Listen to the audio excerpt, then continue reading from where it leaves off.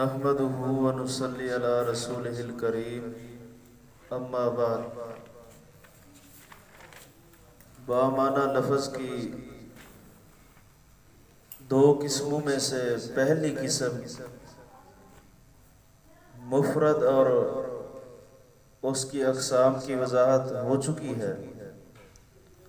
آج کے سبق میں بامعنی لفظ کی دوسری قسم مرکب، اس کی اقسام اور جملہ اسمیہ اور فعلیہ کا تعارف بیان کیا جائے گا۔ سب سے پہلے مرکب۔ مرکب کسے کہتے ہیں؟ دو یا دو سے زیادہ کلمات کے مجموعے کو مرکب کہا جاتا ہے۔ دوسری تعریف اس کی یہ بھی کی جاتی ہے، ہوا ما یترکب من کلمتین او اکثر۔ مرکب وہ ہے جو دو یا دو سے زیادہ کلمات سے مل کر بنے۔ مرکب کی دو قسمیں بنتی ہیں، ایک مرکب مفید، نمبر دو مرکب غیر مفید۔ جو مرکب مفید ہے اس کی تعریف کئی اعتبار سے کی جاتی ہے۔ نمبر ایک، اگر سامع سننے والا یا مخاطب جس سے بات کی جا رہی ہے، اگر سامع یا مخاطب کو متکلم کی بات سمجھ میں آ جائے، اس کو کہتے ہیں مرکب مفید۔ مرکب مفید کی دوسری تعریف جو ہے، جس جملے کے اندر بات مکمل ہو جائے اسے مرکب مفید کہتے ہیں۔ تیسری تعریف ہے اس کی، جس جملے میں بات پوری طرح سمجھ آ جائے اس کو مرکب مفید کہتے ہیں۔ اور چوتھی تعریف اس کی یہ بھی کی جاتی ہے، جو عام کتابوں کے اندر اکثر ملتی ہے، جب بات کرنے والا بات کر کے خاموش ہو جائے تو سننے والے کو کسی واقعے کی خبر یا کسی چیز کی طلب معلوم ہو تو اس کو مرکب مفید کہتے ہیں۔ یعنی کہ ایک ہی چیز کو مختلف کتابوں کے اندر مختلف انداز سے بیان کیا جاتا ہے، معنی ایک ہی ہے۔ خلاصتاً بات مرکب مفید کے اندر جو ہے بات سمجھ میں آ جاتی ہے، اور مرکب مفید کے اندر کسی چیز کی خبر معلوم ہوتی ہے یا کسی واقعے کی طلب ہوتی ہے۔ اس کی مثال واللہ مع الصابرین، اس کا معنی اللہ صبر کرنے والوں کے ساتھ ہے۔ اب اس مثال کے اندر اس بات کی خبر معلوم ہوئی کہ اللہ جو ہے صبر کرنے والوں کے ساتھ ہے۔ اور دوسری مثال اقیموا الصلاۃ، کہ تم نماز قائم کرو۔ اس مثال کے اندر یہ پتہ چلا کہ نماز کا قائم کرنا مطلوب ہے، نماز کو قائم کرنے کا مطالبہ کیا گیا ہے۔ مرکب مفید کے اور بھی کئی نام ہیں۔ مرکب مفید کو جملہ بھی کہتے ہیں۔ نمبر دو، مرکب مفید کو کلام بھی کہتے ہیں۔ نمبر تین، مرکب مفید کو مرکب تام بھی کہتے ہیں۔ نمبر چار، مرکب مفید کو مرکب اسنادی بھی کہتے ہیں۔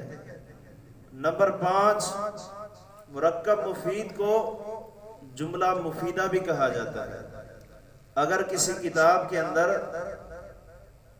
جملہ لکھا ہوا ہے یا کلام لکھا ہوا ہے، مرکب تام اسنادی یا جملہ مفیدہ لکھا ہوا ہے، تو ان تمام چیزوں سے مراد مرکب مفید ہوتا ہے۔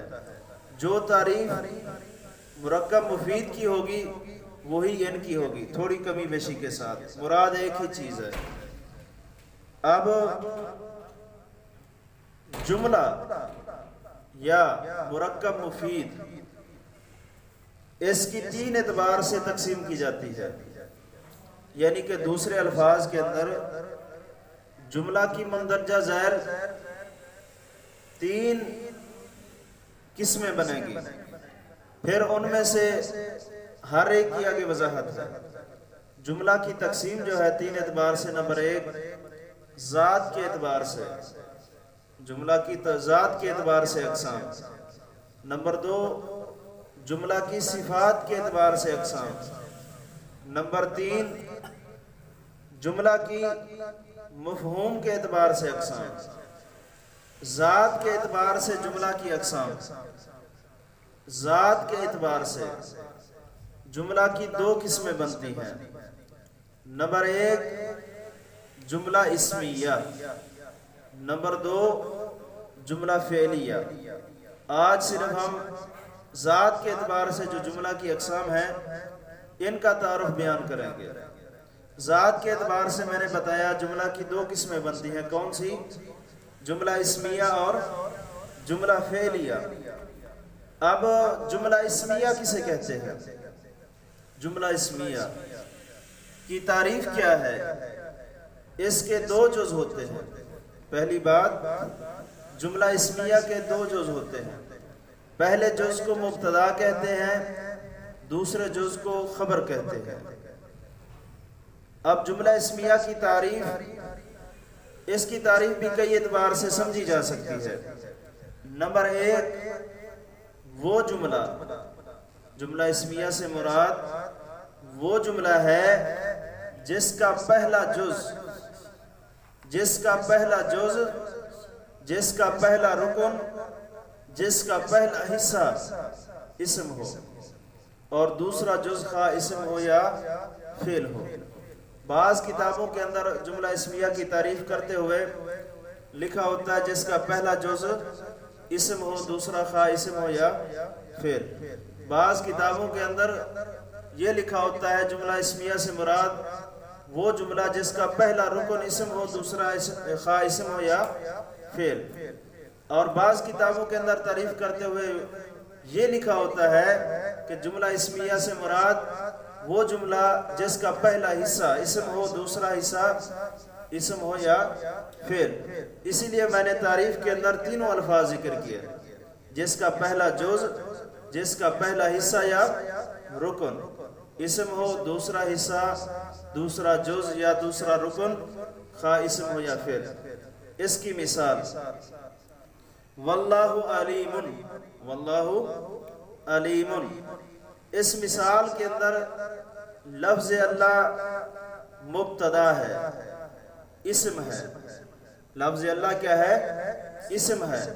جملہ اسمیہ کی تعریف میں ہم نے پڑھا تھا جس کا پہلا جز کیا ہو؟ اسم ہو۔ یہاں پر بھی لفظ اللہ اسم ہے جس کو دوسرے الفاظ کے اندر ہم مبتدا کہتے ہیں۔ تو علیم جو ہے یہ بھی کیا ہے؟ ایک اعتبار سے اسم ہے، دوسرا جز بھی اس کا اسم آ گیا تو اس کو ہم خبر کہتے ہیں۔ تو پہلا جز اسم مبتدا، دوسرا کیا ہو گیا؟ جز، یہاں پر وہ بھی اسم ہے خبر، مبتدا خبر مل کر جملہ اسمیہ خبریہ ہو جاتا ہے۔ جملہ اسمیہ کا پہلا جز اسم ہوتا ہے، دوسرا خواہ اسم ہو یا فعل۔ اب فعل کی مثال یہ ہے واللہ یعلم، واللہ یعلم، اس کے اندر لفظ اللہ اسم ہے، مبتدا ہے، اور یعلم پورا جملہ یہ خبر بن جائے گا، یہ فعل ہے، تو یہ بھی مبتدا خبر مل کے جملہ اسمیہ خبریہ بن جائے گا۔ اب جملہ اسمیہ جو ہے اس کی تعریف ایک یوں بھی کی جاتی ہے، وہ جملہ جو مبتدا اور خبر سے مل کر بنے، بات ٹھیک ہے۔ تیسری تعریف اس کی یہ بھی کی جاتی ہے جس کا پہلا جز اسم ہو، دوسرا جز کبھی اسم اور کبھی فعل ہوتا ہے، یہ بھی ٹھیک ہے۔ تو ایک ہی چیز کو جو ہے نا مختلف انداز سے بیان کیا جا سکتا ہے۔ اب جو جملہ اسمیہ کا پہلا جز ہے مبتدا، اس کے بھی 5 نام ہیں۔ نمبر 1 مسند الیہ، کیونکہ مبتدا مسند الیہ ہوتا ہے اس لیے اس کو دوسرا نام اس کا مسند الیہ بھی ہے۔ تیسرا نام اس کا محکوم علیہ ہے، مبتدا مسند الیہ محکوم علیہ، اور تیسرا نام اس کا ہے مخبر عنہ۔ چوتھا نام مبتدا، اور 5واں نام جو ہے وہ ہے مبتدا کو اسم بھی کہتے ہیں۔ 5واں نام یعنی مبتدا اور اسم ایک ہی چیز کے 2 نام ہیں، لیکن فرق کرنے کے لیے یہ بات سمجھ لیں کہ مبتدا کو اسم کب کہیں گے؟ حروف مشبہ بالفعل یا افعال ناقصہ، ما والا مشابہ بلیسا، لائے نفی جنس، لاتا مشابہ بلیسا جو ہے، یہ اگر کلام کے اندر آ جائیں گے، ان کے بعد جو آئے گا وہ مبتدا بنے گا جس کو ان کا اسم کہا جاتا ہے۔ حروف مشبہ بالفعل جس پر داخل ہو جائیں تو ہم ان میں سے جو پہلا جز ہو اس کو اسم کہتے ہیں اور دوسرے کو خبر کہتے ہیں۔ یہ بھی فرق سمجھنا ہے کہ مبتدا کو اسم کب کہیں گے؟ جب حروف مشبہ بالفعل یا باقی جو دیگر جو ہے نا افعال ناقصہ یا وہ عوامل جو کسی پر داخل ہوں تو ہم کہتے ہیں عمل کے وقت یہ جو ہے نا اپنے اسم کو یہ اعراب دیتا ہے اور خبر کو یہ دیتا ہے، تو اس وقت اسم سے مراد جو ہوتی ہے وہ مبتدا ہی ہوتی ہے۔ اور جملہ اسمیہ کا جو دوسرا جز ہے اس کے بھی 4 نام ہیں۔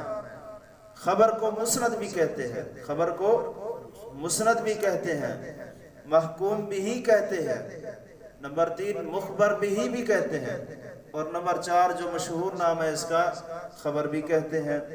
یہ بھی بات جو ہے نا ذہن میں رکھنی ہے، کیونکہ پہلے جز کے بھی اتنی نام ہے، بعض دفعہ کوئی اور ذکر کیا ہوا ہوتا ہے، یعنی کہ مبتدا کو مسند الیہ کے ساتھ ذکر کیا گیا تو کوئی بندہ یہ پریشان نہ ہو بھی یہ کیا ہے، مسند الیہ یا مبتدا ایک ہی چیز ہے، اور خبر ہے، خبر کو مسند کے ساتھ ذکر کیا جاتا ہے، مسند اور خبر ایک ہی چیز ہے۔ تو اس کے بعد جملہ اسمیہ کی پہچان کیسے ہوگی؟ جملہ اسمیہ کے میں نے بتایا 2 جز ہوتے ہیں، مبتدا اور خبر۔ اب جملہ اسمیہ ہے یا فعلیہ، اس کی پہچان کے لیے ہمیں سب سے پہلے ہم نے دیکھنا ہے جو ہمارے سامنے لفظ موجود ہیں، اگر 2 لفظ ہیں، دونوں میں سے پہلا جز جو ہے ہم تلاش کرنا چاہتے ہیں یہ جملہ اسمیہ کا جز ہے یا جملہ فعلیہ کا، تو اس کی پہچان کے لیے اسم کی علامات کو چیک کریں۔ اسم کی علامات میں سے کوئی علامت دونوں میں سے پہلے کے اندر پائی جا رہی ہے تو ہم اس کو جملہ اسمیہ قرار دے دیں گے، یعنی کہ اگر پہلے جز کے اندر اسم کی علامات نہیں ہیں، فعل کی علامات پائی جا رہی ہیں، تو اس وقت ہم اس کو جملہ فعلیہ قرار دیں گے۔ ایک تو یہ فرق ہے، جملہ اسمیہ اور فعلیہ میں فرق بھی سمجھ آ گیا، اور جملہ اسمیہ فعلیہ کی پہچان بھی سمجھ آ گئی۔ دونوں لفظوں میں سے پہلے لفظ پہ غور کرنا ہے، اگر اس کے اندر اسم کی علامات ہیں تو جملہ اسمیہ بنے گا، اگر فعل کی علامات ہیں تو پھر جملہ فعلیہ بنے گا۔ مثال کے طور پر واللہ علیم، اس کو ہم دیکھ لیتے ہیں۔ اب لفظ اللہ کیا ہے؟ ہم تلاش کرنا چاہتے ہیں یہ جملہ اسمیہ ہے یا فعلیہ ہے، تو ہم نے لفظ اللہ کے اندر کیا دیکھا؟ اسم کی علامات کو چیک کیا تو اس کے اندر اسم کی علامت موجود ہے، لہذا ہم کیا کہیں گے، یہ جملہ اسمیہ ہے۔ اور اسی طرح قال رسول اللہ، قالا فعل ہے تو ہم نے دیکھا یہ فعل ماضی ہے، پہلا جز قالا ہے تو ہم اس کو قرار دیں گے یہ جملہ فعلیہ ہے، رسول اللہ مرکب اضافی فعل بن جائے گا۔ یہ ایک پہچان کا طریقہ ہے۔ اور اسی طرح پہچان کا ایک اور طریقہ ہے، جس کے شروع میں حروف مشبہ بالفعل آ جائیں وہ جملہ اسمیہ بنیں گے، کیونکہ حروف مشبہ بالفعل کے اندر اسم ہوتا ہے یا خبر ہوتی ہے۔ اسم نام ہے مبتدا کا، مبتدا رکن ہے جملہ اسمیہ کا، تو اس لیے جو نا یہ جملہ اسمیہ بنیں گے۔ ما ولا اور لاتا مشابہ بلیس، اور اسی طرح لائے نفی جنس اپنے اسم اور خبر سے مل کر جملہ اسمیہ بنیں گے، کیونکہ ان کے اسم کو مبتدا کہتے ہیں دوسرے الفاظ میں۔ اسی طرح تیسرا جو پہچان کا طریقہ ہے، افعال ناقصہ جو ہے اس کے اندر اختلاف ہے۔ افعال ناقصہ اپنے اسم اور خبر سے مل کر جملہ اسمیہ بنتے ہیں بعض کے نزدیک، کیونکہ افعال ناقصہ کے بعد بھی ہم کہتے ہیں یہ اس کا اسم ہے اور یہ خبر ہے، جو اسم ہے ان کا وہ مبتدا بنے گا۔ اور بعض کہتے ہیں نہیں، یہ بھی دیگر فعل ناقصہ کا اعتبار کرتے ہوئے ہم ان کو جملہ فعلیہ قرار دیں گے، لیکن اکثری جو موقف ہے وہ اس کو جملہ اسمیہ ہی قرار دیتا ہے۔ یہ تین طریقے ہیں جملہ اسمیہ کی پہچان کے۔ پہلا طریقہ، کوئی بھی لفظ ہمارے سامنے ہے اس کے اندر اسم کی علامات کو دیکھیں، اگر پائی جا رہی ہیں تو اسمیہ، باقی حروف مشبہ بالفعل ما ولا ولاتا مشابہ بلیسا لائے نفی جنس یہ اپنے اسم اور خبر سے مل کر کیا بنتے ہیں، جملہ اسمیہ خبریہ بنتے ہیں۔ افعال ناقصہ بھی اپنے اسم خبر سے مل کر جملہ اسمیہ خبریہ اور بعض کے نزدیک فعلیہ بنتے ہیں، اکثر جو ہے نا اس کو اسمیہ ہی بناتے ہیں۔ دوسری قسم ذات کے اعتبار سے جو جملے کی ہے وہ ہے جملہ فعلیہ۔ جملہ فعلیہ کی تعریف کے اندر بھی جو ہے نا کئی طرح سے اس کی تعریف سمجھی جا سکتی ہے۔ وہ جملہ جس کا پہلا جز، پہلا رکن، پہلا حصہ فعل ہو اور دوسرا جز جو ہوتا ہے وہ اسم ہوتا ہے۔